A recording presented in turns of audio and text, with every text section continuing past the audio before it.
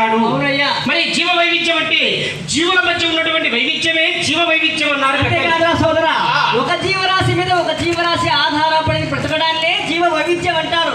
ఒకరి మీద ఒకరు ఆధారపడ్డాం. అవునవును. మరి నీపై నేనేమైనా ఆధారపడ్డానా? నాపై నేను ఆధారపడ్డా, నువ్వై నేను ఆధారపడ్డా కాదా సోదరా?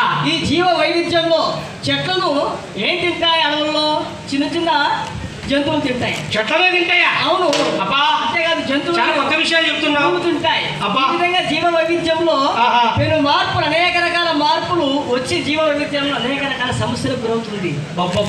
చాలా విషయాలు తెలుసుకొని వచ్చాడు సోదరా. అంటే ఏ విషయానికైనా కానీ ప్రకృతి అంతా కూడా పాడైపోతుంది. ప్రకృతి అంతా పాడైపోతుందా? అవును. మరి ఈ ప్రకృతిని పాడు చేసుకోకుండా మనం ఎలాంటి జాగ్రత్తలు తీసుకోవాలో కథలు చెబుతాం అనుకున్నావు, తొందరపడుతున్నావు. అవును. ఆ పాట ఏదో పాడేసి నీ కథను చెప్తాను. అంతేకాదు సోదరా, చెప్పరా. ప్రకృతి అంతా ఈనాడు ఏమైపోతుందంటే ఏమవుతుంది? 1400 రకాల సీతాకోక చిలుకలు బటర్ఫ్లైస్ ఉండేటి. అబ్బా, 1400 పైచులకు ఉండేటివి. ఇప్పుడు చూసినట్టయితే దాదాపు 300-400 మాత్రమే దిగుతారు. మరి ఒక చిన్న మాట నాకు అవకాశం ఇస్తావా? తప్పకుండా. నేను మొట్టమొదటి ఒక మాట చెప్పాను. ఏంటిది? ఈ భూమి పైన అనేక జీవరాశులు ఉన్నాయి.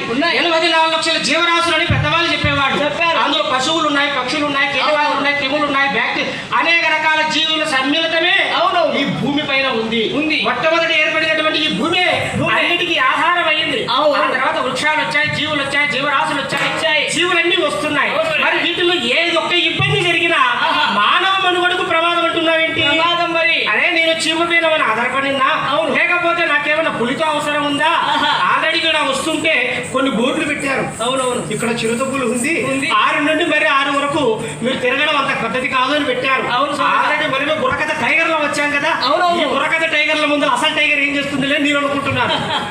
చాలా బాగా చెప్పావు సోదరా. ఏమి ప్రకృతి పాడైపోయిందిరా? ప్రకృతి అంతా ఈనాడు ఏమైపోతుందంటే ఏమైపోతుంది? ప్రకృతి అంతా పాడైపోయే ఓరన్నా, జీవులన్నీ అంతరించే